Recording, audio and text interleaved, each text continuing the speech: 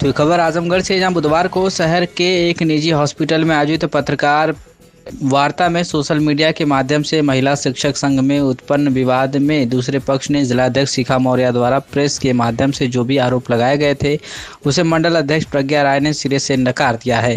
Press वार्ता के दौरान मंडल अध्यक्ष प्रज्ञा राय ने इस बात पर जोर दिया कि स्वयं के द्वारा अपने सहयोगी एवं जिलाध्यक्ष शिखा मौर्य व उनके परिवार के ऊपर एक शब्द भी गलत बयानबाजी और कोई जातिगत टिप्पणी नहीं की गई।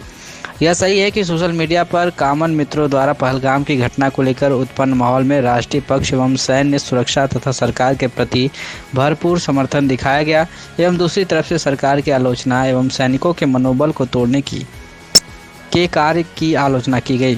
विवाद मुख्य बिंदु यहीं से आरंभ हुआ। मीडिया से बातचीत में उन्होंने इस पूरे मामले के प्रकरण में क्या कुछ कहा है, मीडिया के सामने आप सुनिए। क्या इसका उद्देश्य है?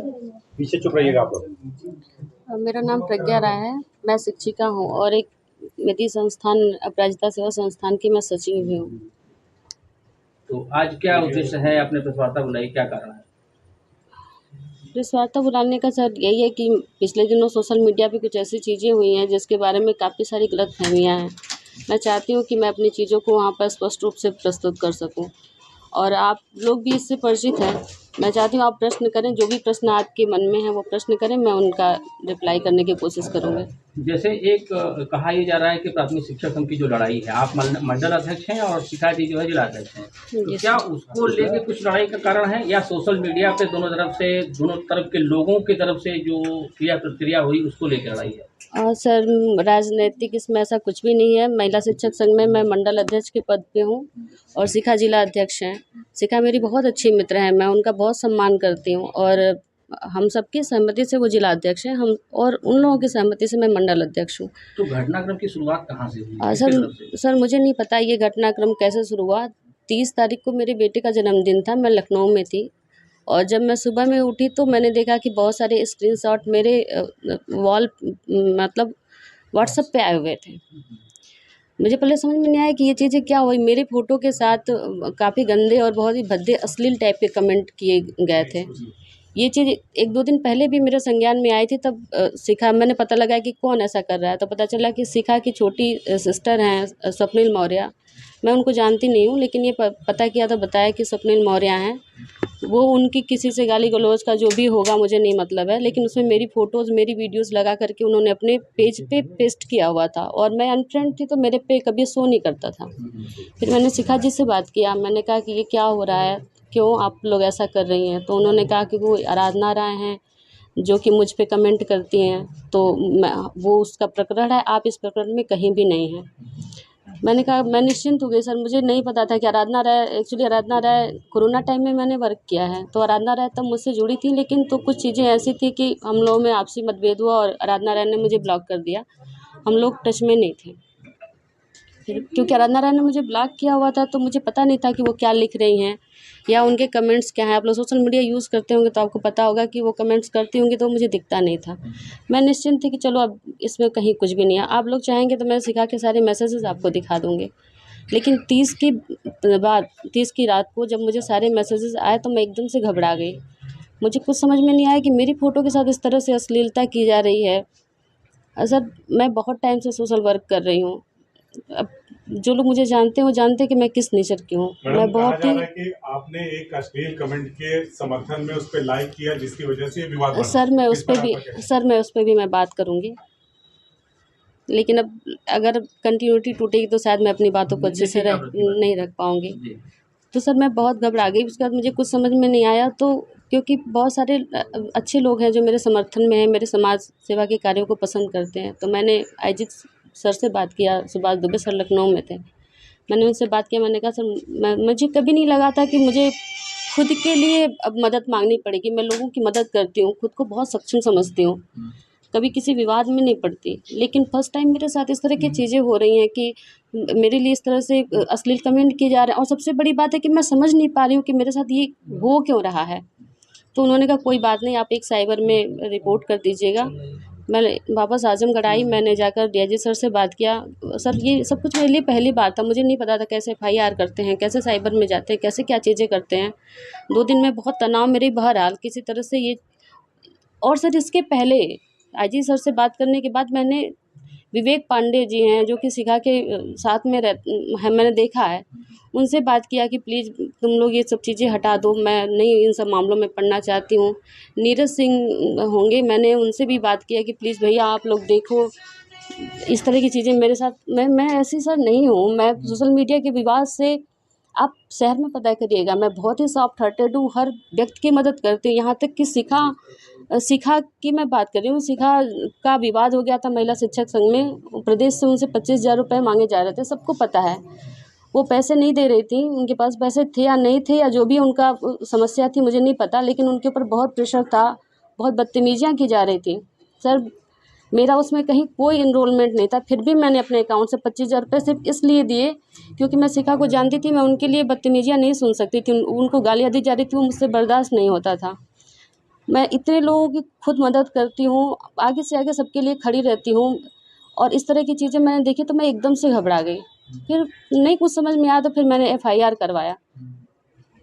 इसके अलावा क्या राजनीतिक है, क्या चीज़ें हैं, वो मुझे नहीं पता। अभी जो मैंने पिछले दिनों में बयान सुना है शिखा जी का, शिखा जी, मुझे विश्वास नहीं कि शिखा जी मेरे सामने आएंगे तो कहेंगे कि मेरी उनसे कोई वैचारिक मतभेद है। कभी हमारा कोई वैचारिक मतभेद नहीं रहा है, मैंने हमेशा उनको सपोर्ट किया है, उनका भी मेरे साथ व्यवहार बहुत अच्छा रहा है, ऐसी कोई समस्या नहीं है। बस इस मामले में उन्होंने मेरा साथ नहीं दिया।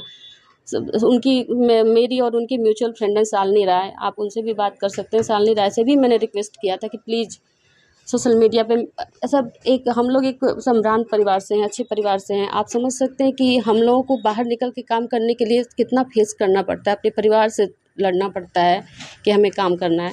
और इस तरह से बस दो टके के टाइप की, मतलब क्या है कि कौन कौन लोग गाली दे रहे हैं, कौन कौन क्या कर रहे हैं, आप मेरी इमेज को ख़राब कर रहे हो, ये कितनी ख़राब चीज़ है, कितना बुरा इफेक्ट पड़ता है, हमारी पूरी लाइफ पे इसका इफेक्ट पड़ता है। मैंने हर संभव कोशिश की कि ये चीज़ें बंद हो जाएं, लेकिन नहीं बंद हुई तो फिर मुझे FIR कराना पड़ा।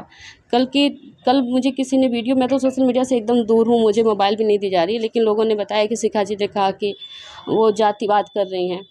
सर मैं जातिवाद पे मैं ज़रूर एक बार बात करना चाहूँगी। मैंने सोशल वर्क या अपनी जॉब की शुरुआत कुशीनगर से किया था।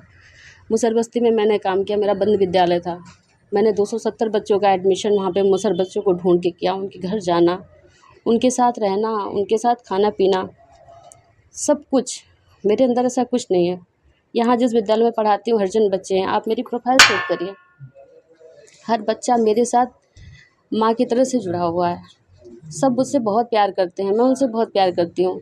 मेरे घर में काम करने वाले हरिजन हैं, धोबी हैं, वो यादव हैं, वो मेरे साथ खाना खाते हैं, उठते बैठते हैं। मुझे मेरे मित्र हैं जो इस तरह के हैं, बहुत सारे ऐसे हैं कि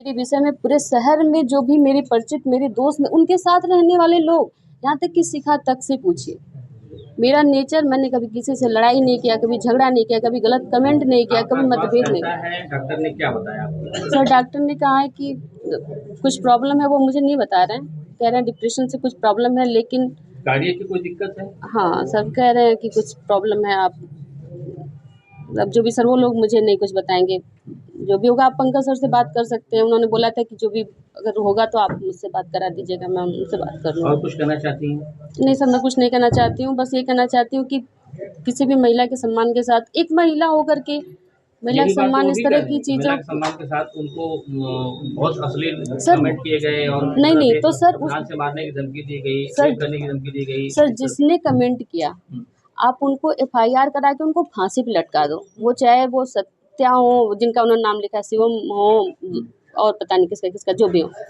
आप उन पे कार्रवाई करो, आप उनको सज़ा दिलवाओ।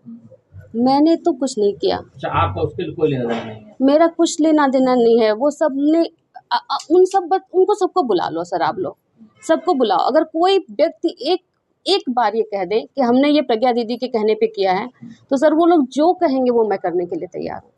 मुझे कोई नॉलेज नहीं है इस मैटर का। सर्वोदय पब्लिक स्कूल आजमगढ़ में आपका स्वागत है, जहां हर दिन एक नई शुरुआत होती है।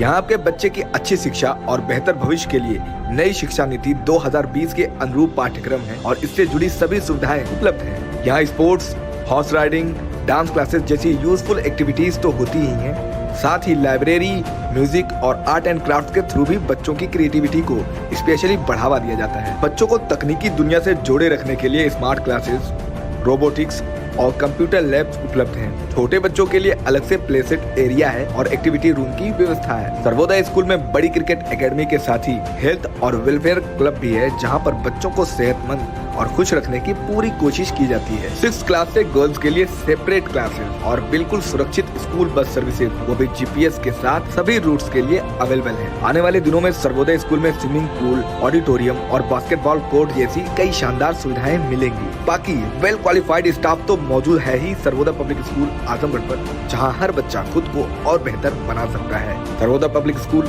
Azamgarh, admission open.